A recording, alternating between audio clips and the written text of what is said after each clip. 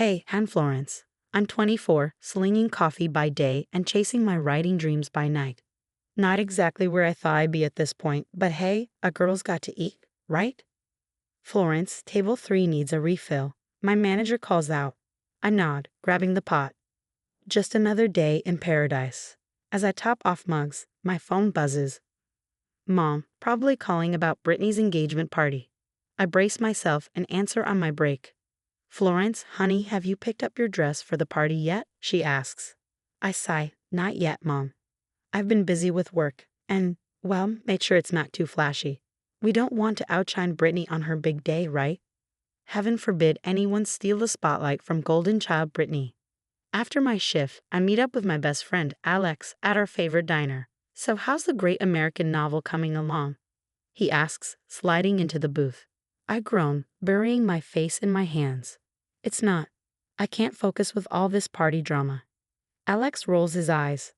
Ah, yes, the engagement extravaganza. How's dear cousin Brittany? Perfect as always, I mutter. You know how it is. Brittany's getting married, and well, here. Hey, Alex says, his tone serious. You're doing just fine. Don't let them get in your head. I nod, but it's hard. Every family gathering is a minefield of comparisons and helpful suggestions about my life choices. Later that week, I'm at my parents' house, helping with party prep. Mom's in full stress mode. Florence, be a dear and hang these streamers. And remember, Brittany likes them just so. I bite back a sarcastic comment and start hanging. That's when I hear Brittany's voice floating from the kitchen. Oh, Aunt Karen, you're too kind. Florence? Oh, she's finding her way. Bless her heart. My cheeks burn. Classic Brittany, sweet as pie to your face, sharp as a knife behind your back. As the day winds down, Dad pulls me aside. Flory, I know things have been tough, but try to be happy for Brittany, okay? No more of your incidents. Incidents? Like the time Brittany's harmless prank at my high school graduation left me with a sprained ankle. But sure, I'm the problem. Despite it all, I'm determined to make this work, to be the bigger person. As I leave, Mom calls out, don't forget, the party starts at 6 sharp. And Florence, do try to smile more. I force a grin and wave goodbye. But as I drive home, I can't shake this feeling of dread. Brittany's parties always end in disaster for me, one way or another. But this time will be different, right? This time, I'll keep my cool, play nice, and maybe, just maybe, get through one family event without drama. The date of Brittany's engagement party arrives, and I'm determined to stay positive. I show up early, plastering on my best fake smile as I help set up. Florence, you actually clean up nice, Brittany chirps, eyeing my dress. Though, honey, you might want to ease up on the carbs, just saying. I grit my teeth. Thanks, Britt, you look lovely. As guests pour in, I play the role of the perfect, supportive cousin. Smile, nod, laugh at the right moments. But Brittany seems determined to push my buttons. During the toasts, she clinks her glass. I just want to thank everyone for coming. Even Florence managed to tear herself away from her little coffee shop dreams. Laughter ripples through the crowd. My cheeks burn. Alex, bless him, squeezes my hand under the table. Ignore her, he whispers. But Brittany's just warming up. As we move to the buffet, she loudly comments, oh Flo, maybe skip the cake. Wouldn't want to strain those dress seams. I bite my tongue so hard I taste blood. Then come the group photos. Brittany insists I stand at the back, for height reasons. Thought we're the same height. Brittany, I finally snap. Can we not do this today? She blinks innocently. Do what? I'm just trying to include you, Flo. No need to be so sensitive. As the party progresses, her jokes grow meaner, more pointed. Each one chips away at my resolve. Remember when Florence thought she'd be a famous author by now? Bless her heart. Oh, Flo's still single. Well, not everyone can be lucky in love and life.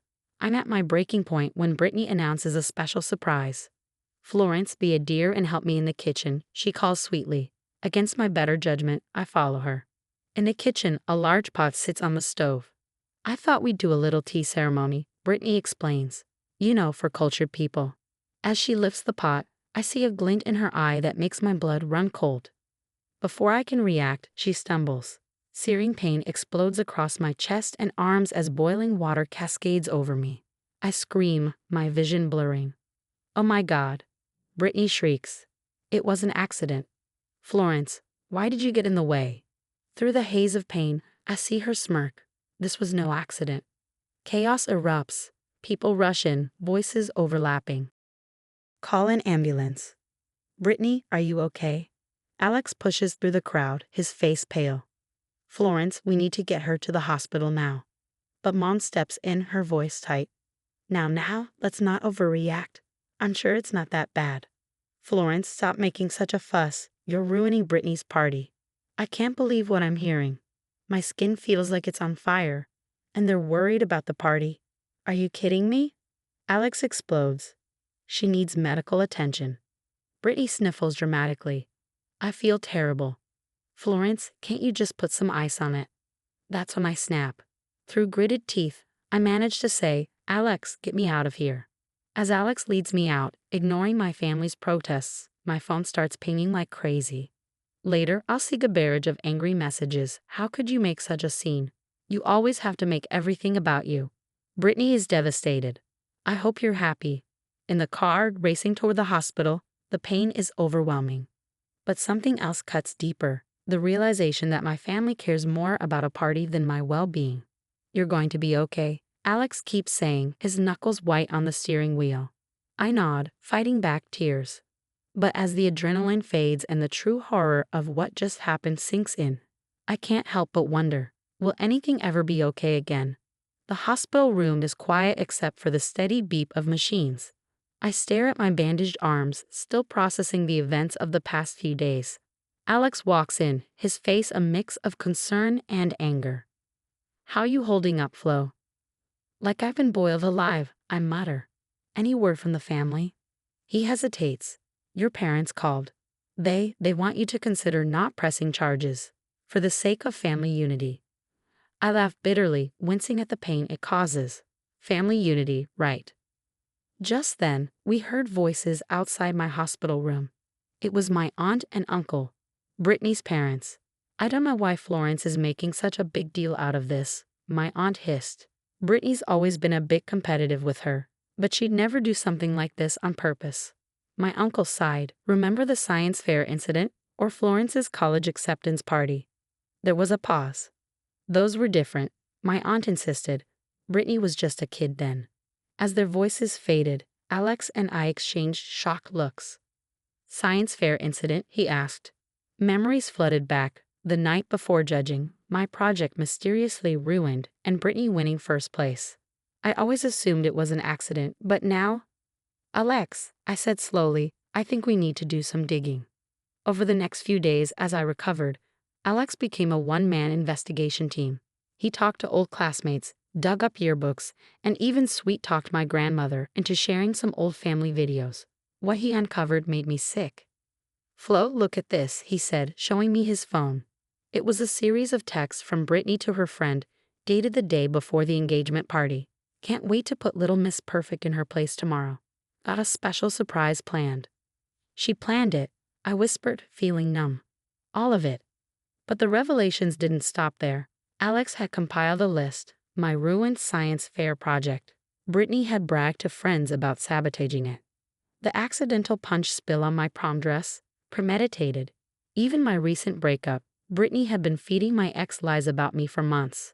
As the evidence piled up, my family's pressure to forgive and forget grew more intense. Florence, honey, my mom said during one visit, I know Brittany can be difficult, but she's family. Can't you just let this go? I stared at her, disbelieving. Let it go. Mom, I have second-degree burns. She flinched. I know, but... No buts. I cut her off. This ends now. The confrontation came sooner than I expected. Oh, Flo, I feel just awful. It was a terrible accident. You forgive me, right? For the sake of the family? Brittany said, her voice dripping with fake sincerity. I looked at her, really looked at her, maybe for the first time. Drop the act, Brittany. I know everything. Her face changed, the mask slipping. Everything? The science fair, the prom dress, my ex, this accident, all of it. For a moment she looked cornered. Then her eyes narrowed. So what? It's not my fault you're so pathetic that taking you down is child's play. Gasps filled the room. We both turned to see my parents and Alex standing in the doorway, having heard everything. "Brittany," my mom exclaimed, shocked. But Brittany was done pretending. "Oh please, you all made it so easy, always comparing us, always pushing perfect Florence in my face. Well, guess what? I won. I always win." She stormed out, leaving the room in stunned silence. My parents looked shell-shocked. Alex was furious, and me? I felt something I hadn't felt in years. Free. "I think," I said quietly, "we need to talk about some changes in this family." I made a decision that shocked everyone. I was cutting ties with the toxic parts of my family, including my parents, who had enabled Brittany for years. "Florence, you can't be serious," my mom pleaded over the phone. "I am," I replied, my voice steady. "I need to focus on healing, physically and emotionally." It wasn't easy, but with each day, I felt stronger. I poured my pain, anger, and hope into writing. The words flowed like never before, and before I knew it, I had a manuscript. Alex read it first. "Flo, this is incredible. You have to publish it." To my surprise, extended family members and old friends reached out, offering their support. "We always knew something was off with Brittany," my cousin Sarah admitted. "We should have said something sooner." As I focused on my recovery and writing, news about Brittany trickled in. Her fiancé had called off the engagement after learning the truth, and her job had let her go due to character concerns. Meanwhile, my book, Burned But Not Broken, caught the attention of a publisher. Suddenly, I was doing interviews and book signings. The girl who once felt invisible was now being heard. One day, I received a call from my dad. "Florence, we've been doing a lot of thinking and therapy. We'd like to try to make amends." I took a deep breath. "I appreciate that, Dad, but I need more time." The day of my book launch arrived, and the venue was packed with supportive faces. Alex, my new friends, even some family members who had recognized the truth and made amends. As I stood at the podium, I caught sight of a familiar face slipping in at the back, Brittany, looking far less polished than I remembered. For a moment, our eyes met. I saw anger there, but also something else. Regret? Envy? It didn't matter. I had moved on. "Thank you all for coming," I began. "This book is about survival, about rising from the ashes of betrayal and finding your own voice." As applause filled the room, a sense of peace washed over me. The road had been hard, but I had come out stronger. And as I looked out at the sea of supportive faces, I knew that while blood might be thicker than water, true family is the one you choose. And that's a wrap on Florence's journey from family scapegoat to successful author. Now I've got a question that might stir up some debate. If you were in Florence's shoes, would you ever consider reconciling with your parents, knowing they enabled years of abuse? Is there a point where family loyalty should end, or should we always leave the door open for redemption? Drop your thoughts in the comments.